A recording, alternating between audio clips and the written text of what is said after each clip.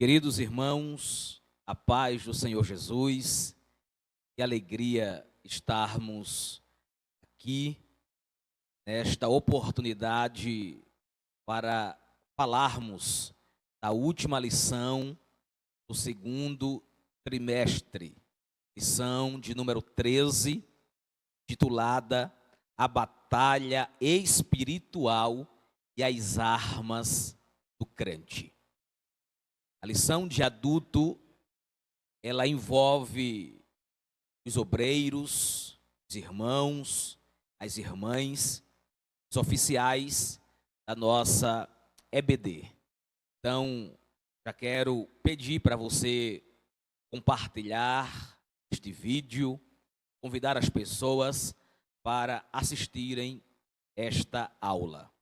Nossa gratidão a Deus, em primeiro lugar, pelo privilégio de podermos estar aqui no encerramento desse trimestre. O nosso louvor a Deus pela vida do nosso líder espiritual, pastor Arnóbio Tavares Lima, sua esposa, irmã Antônia Soares, bem como do nosso diretor, presbítero Lineker Santana, e toda a equipe que compõe essa briosa diretoria. Aos alunos, de uma forma geral, você receba o nosso abraço, possa, a partir de agora, nos acompanhar. Quero fazer uma oração, na sequência, vamos introduzir esta aula. Bendito Deus e eterno Pai, quero te louvar. Obrigado pelo final desse trimestre. Estamos chegando ao término, Senhor. Com a tua graça, com a tua ajuda, 12 lições já se passaram. Eu quero te louvar pela vida dos dirigentes de congregação, pela vida dos superintendentes, pela vida, meu Deus, dos secretários, pela vida dos professores e por cada aluno, em cada segmento, em especial este segmento adultos. Deus, pedimos a tua ajuda. Abre o nosso intelecto, que teu Espírito Santo possa nos edificar através da revelação da tua palavra, em o nome de Jesus.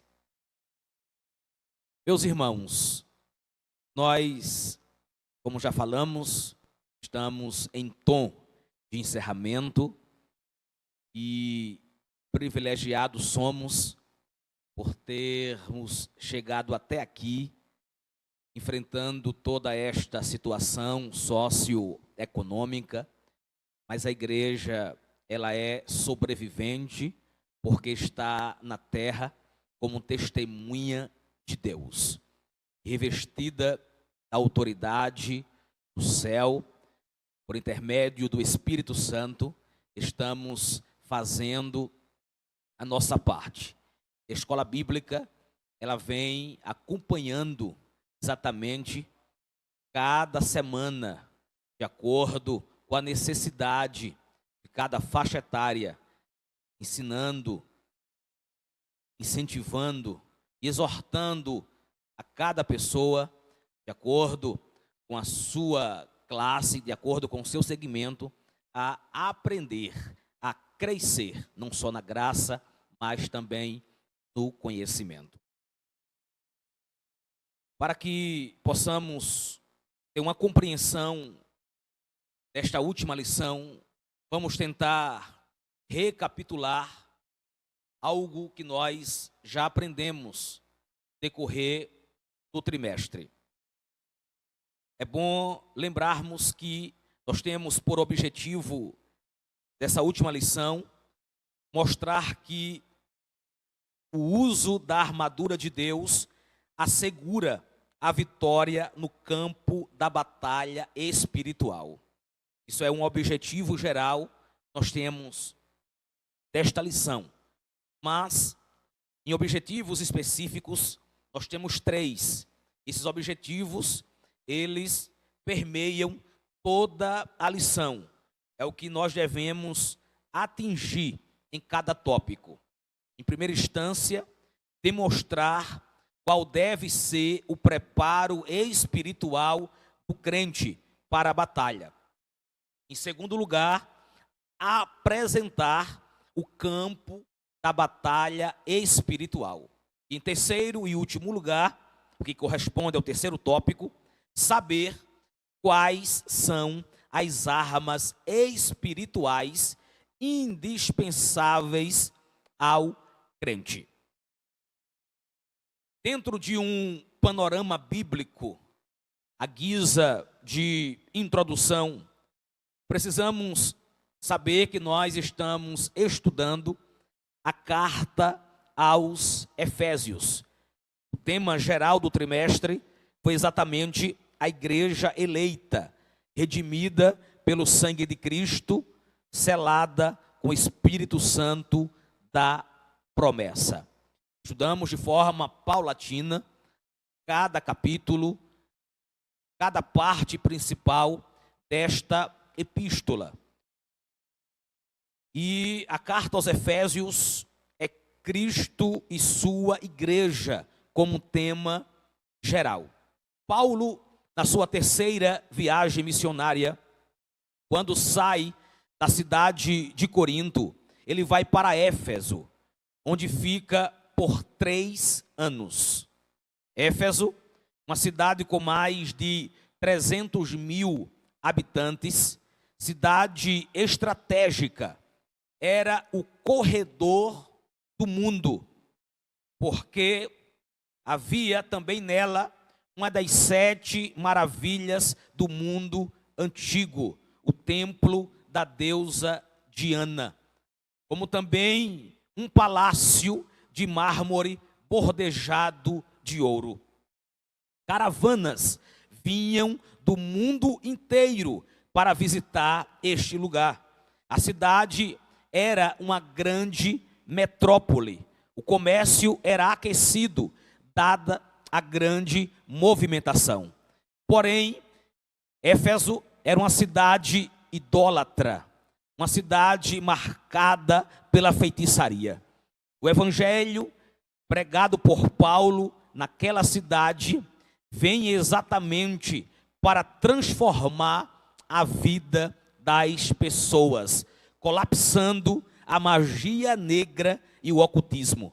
A partir de Éfeso, toda a Ásia Menor é alcançada. Por exemplo, Esmirna, Pérgamo, temos também Colossos, Laodiceia, Tiatira, Hierápolis e Filadélfia. Então, Éfeso torna-se a igreja mais estratégica do Novo Testamento, superando inclusive Jerusalém e Antioquia da Síria. Desta importante cidade, Paulo escreve as suas 2 cartas destinadas a Corinto. Ela é considerada a irmã gêmea da carta aos Colossenses, enquanto a tônica de Efésios é a igreja, a tônica de Colossenses é Cristo. Então, também entendemos que esta missiva, que esta epístola é a mais eclesiológica, ou seja, é a que mais trata sobre a doutrina da igreja, porque é uma carta teológica e prática. Paulo une de forma equilibrada doutrina e vida, teologia e ética.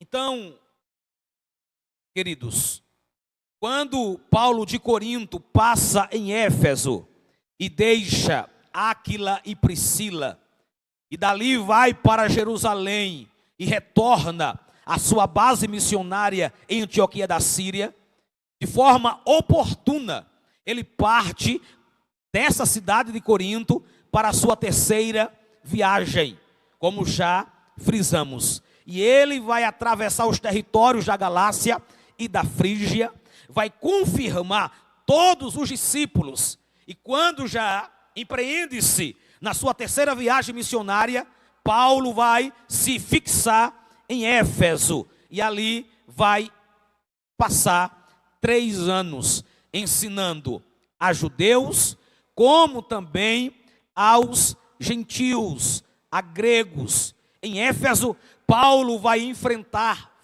feras, Paulo vai enfrentar tribulações, mas Éfeso vai ser o lugar de vários sinais de um poderoso avivamento. Vai ser importante falarmos isto, porque o nosso tema é a batalha espiritual e as armas do crente.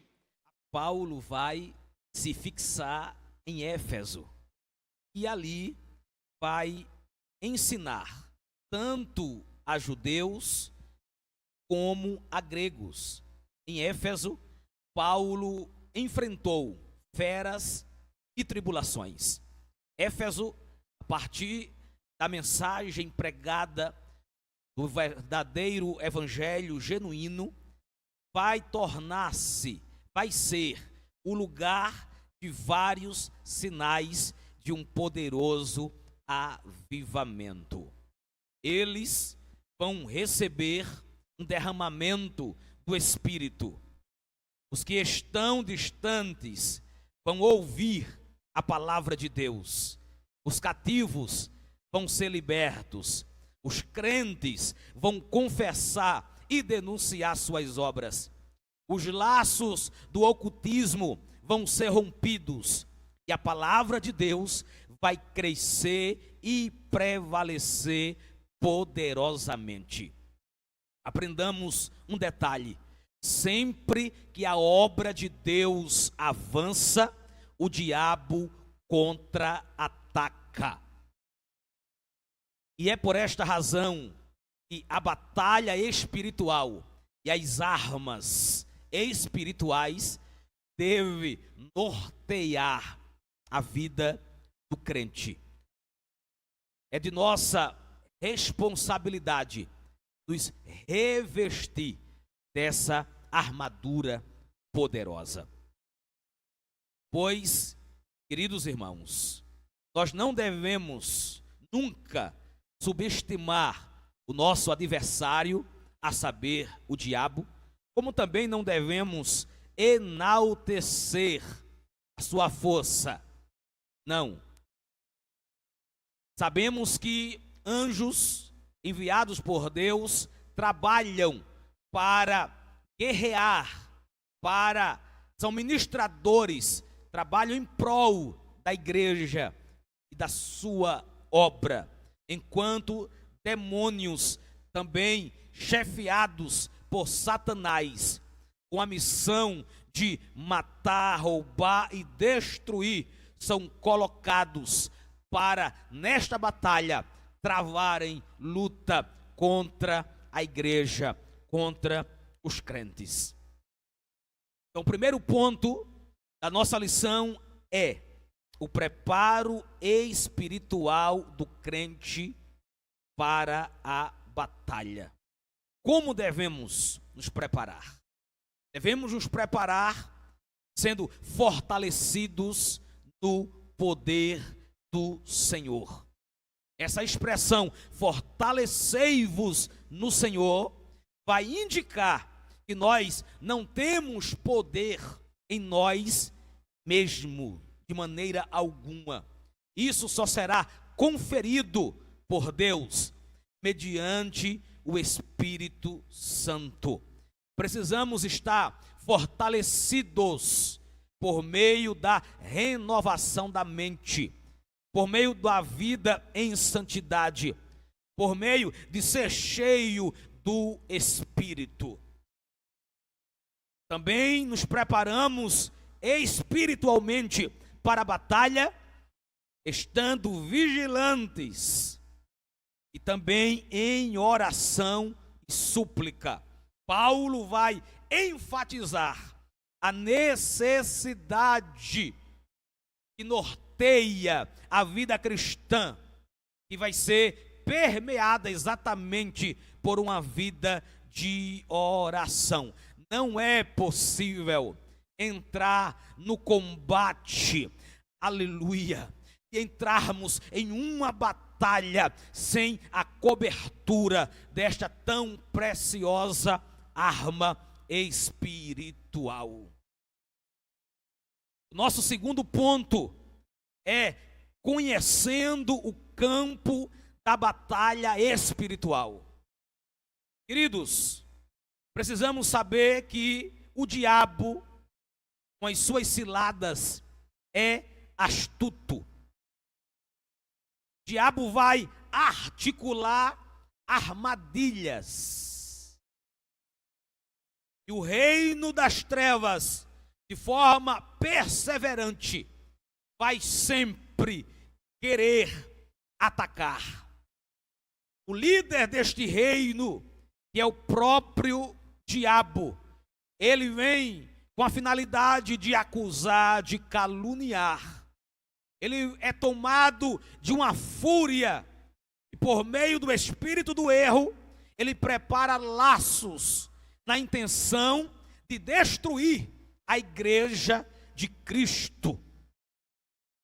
Há um conflito contra o reino das trevas. Paulo vai enfatizar este conflito e vai dizer que não é contra a carne e sangue. Não se trata de uma luta contra o ser humano, mas sim contra a potestade, contra o principado, contra o reino das trevas nas regiões celestiais. Essas declarações indicam que a batalha não é física, mas é travada no mundo espiritual. Conflito é contra estas hostes que estão debaixo da autoridade do diabo, que vai manter os homens refém, que vai pôr os homens na escuridão. Em uma linguagem metafórica, vai ficar claro que o cenário do campo de batalha do soldado é espiritual, ao tempo que revela a natureza pessoal do conflito, porque esta luta tanto se dá na área individual quanto na área coletiva da igreja. Portanto, é de responsabilidade geral. Existem agências das potestades do ar. Paulo vai identificar as forças do mal que marcham contra a igreja, como principados, potestades, príncipes das trevas deste século e hostes espirituais da maldade. Dentro da leitura bíblica em classe, nesta carta, no capítulo 6, versículos 10 ao 20, Paulo vai trazer isto com muita propriedade. Nós precisamos entender.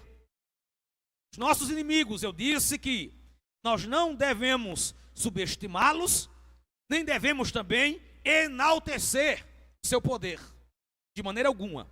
Mas precisamos saber que eles são poderosos. Observem os títulos colocados pelo apóstolo Paulo: principados e potestades. Isso é uma indicação de poder, de primazia, de autoridade para agir. E os príncipes das trevas são líderes de anjos decaídos, que sob o comando do diabo exercem domínio. Paulo, em outra oportunidade, vai dizer que o Deus deste século cegou o entendimento dos incrédulos, para que não resplandeçam a luz do evangelho. E aí eu parto para dizer também que eles são malignos. São os agentes que formam as hostes espirituais da maldade. É referência aos demônios que empregam seu poder de forma destrutiva para o mal. Também eles são astutos, ou seja, eles trabalham com sutileza, eles maquinam a queda da igreja. Mas, apesar desse imenso império do mal, a igreja é ensinada, a igreja é exortada a lutar, sobretudo a vencer, pois o Senhor da igreja, Ele está elevado ao nível acima de todo principado, acima de todo poder, acima de toda potestade e domínio. Então, querido aluno, já partindo para o nosso terceiro ponto, onde eu quero enfatizar melhor esta lição, as armas espirituais, elas são indispensáveis ao crente. Então vamos aprender sobre a armadura completa de Deus. Eu disse armadura completa. O apóstolo Paulo vai usar uma imagem de uma linguagem do contexto militar romano, que ele conhecia muito bem. A expressão toda a armadura é traduzida do grego panóplia, que vai significar armadura completa de um soldado fortemente armado. Nesta carta, Paulo vai trazer a sua orientação, não para o uso de armas próprias, mas que devemos nos orientar a tomar todo o equipamento que por Deus é dado, a fim de resistir bravamente e marchar contra os nossos inimigos. E repito, inimigos espirituais. A nossa luta é contra as potestades do ar. Então vejamos as armas indispensáveis de defesa. Há uma lista contida no capítulo de número 6, da carta em foco, epístola aos Efésios. Paulo, ele vai dizer que elas estão disponíveis para os soldados do Senhor. Vejamos, ele vai colocar que devemos estar cingidos os lombos com a verdade. O cinturão é o que segurava as outras partes da armadura. As armas juntas eram sustentadas por este cinturão, onde também se segurava a espada. Isso retrata a peça usada para dar mobilidade ao soldado no combate. Nesse sentido, faz referência à verdade da doutrina de Cristo e à integridade do soldado. Quero abrir um parêntese. Existem doutrinas de homens, como também existem doutrinas do diabo. Mas estamos nos referindo à doutrina de Cristo. A verdade dessa doutrina está simbolizada aqui, em estarmos cingidos os lombos com esta verdade. A segunda armadura é a couraça. Ele disse, vestida a couraça da justiça. Trata-se de uma malha impenetrável de proteção aos órgãos vitais. Ou seja, essa peça da armadura, que era feita de metal, cobria o guerreiro de uma forma que ele ficava protegido do pescoço ao peito. protegia o coração e todos os órgãos vitais. Isso representa santidade e retidão moral. Vai se referir à justiça de Cristo e à retidão do soldado no campo de batalha. A terceira armadura, ele vai dizer: calçados os pés na preparação do evangelho da paz. Essas sandálias ou calçados confeccionados em couro, tipo meia bota, tinha solas cravejadas para dar estabilidade. O soldado romano, ou os soldados romanos, usavam uma sandália com cravos na sola para lhes dar segurança e agilidade na caminhada e corrida por lugares escorregadios. Isso vai se referir à firmeza que o evangelho proporciona e à prontidão do soldado em testemunhar de Cristo. Aleluia. A quarta arma, ele vai dizer: tomando sobretudo o escudo da fé. O escudo longo, retangular, feito de madeira e couro, protegia o soldado, o corpo inteiro, dos dardos incendiários.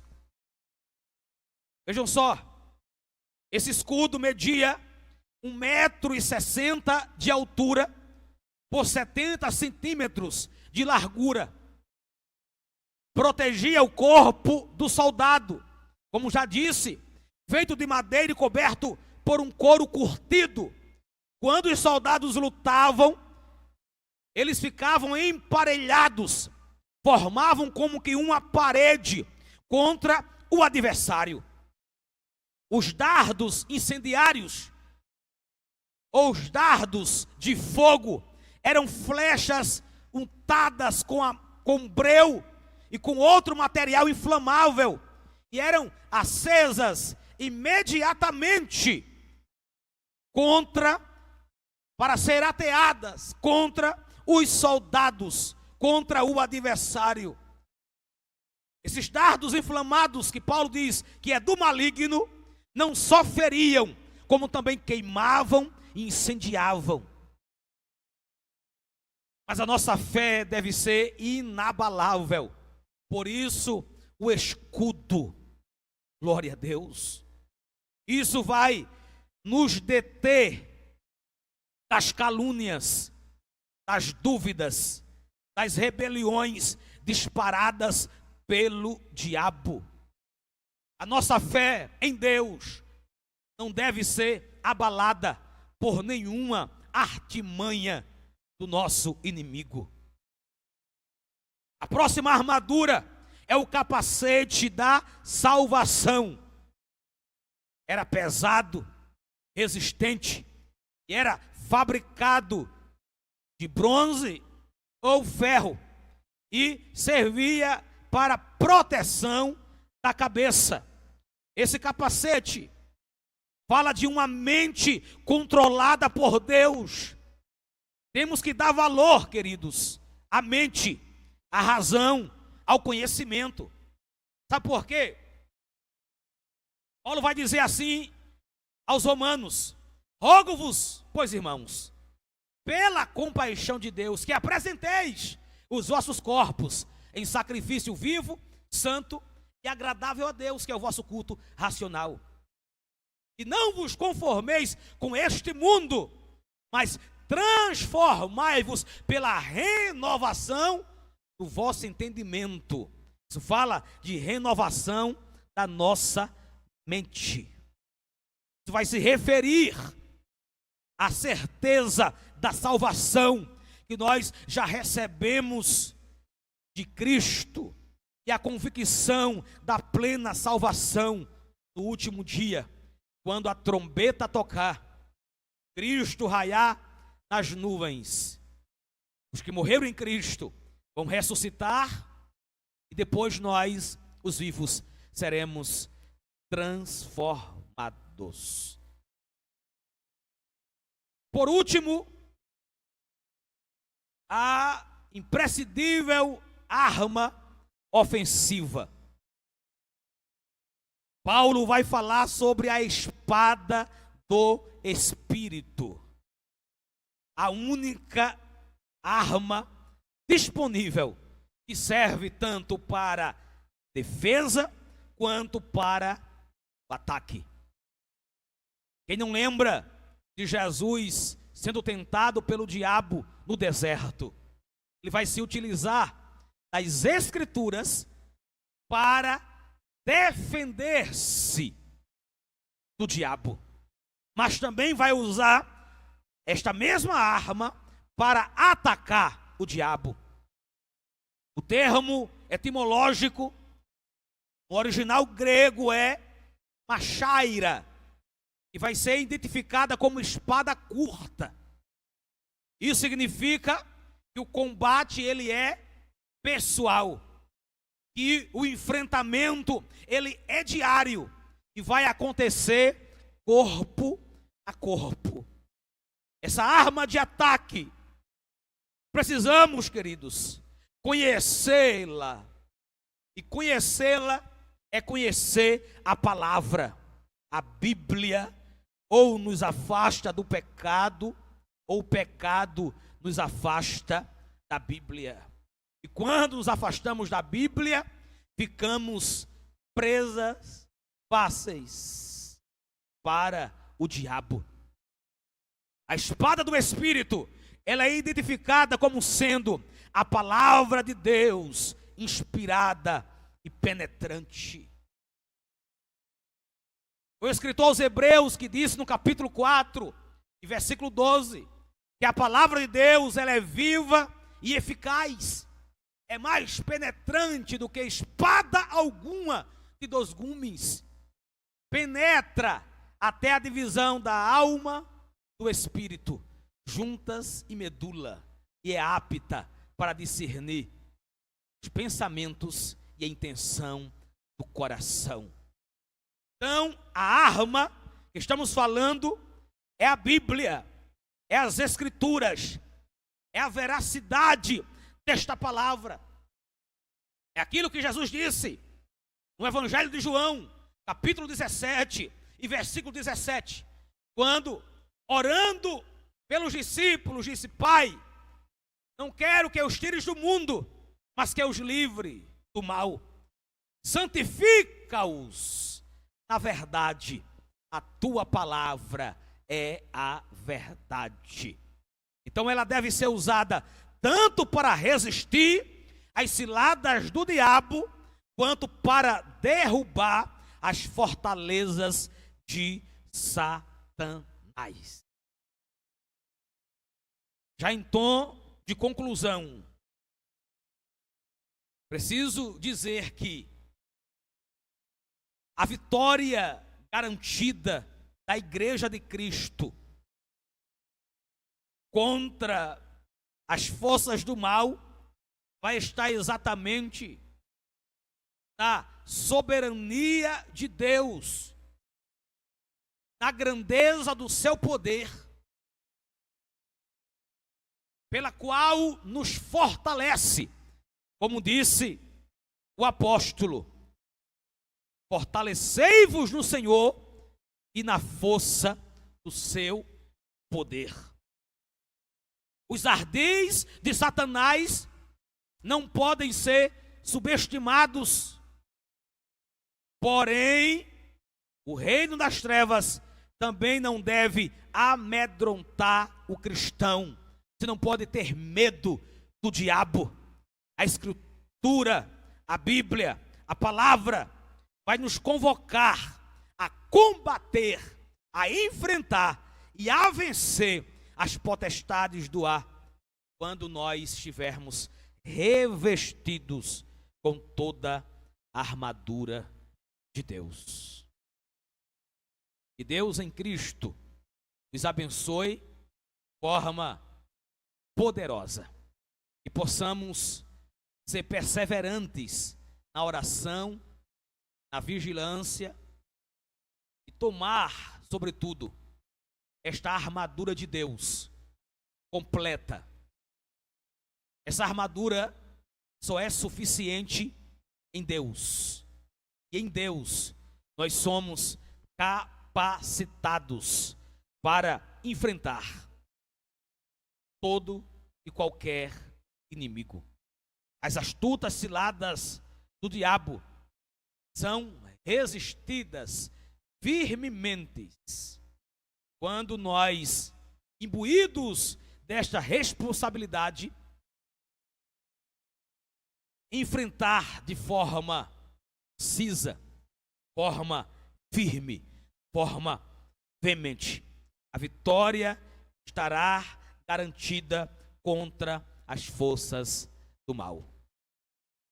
Muito obrigado.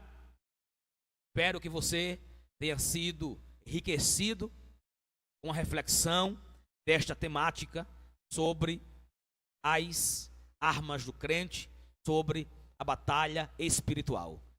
Estamos finalizando nesta semana nosso segundo trimestre de 2020 e quero te aguardar para iniciarmos novo trimestre. Com certeza será de grande aprendizado para todos nós. Minha gratidão pela vida de todos os alunos.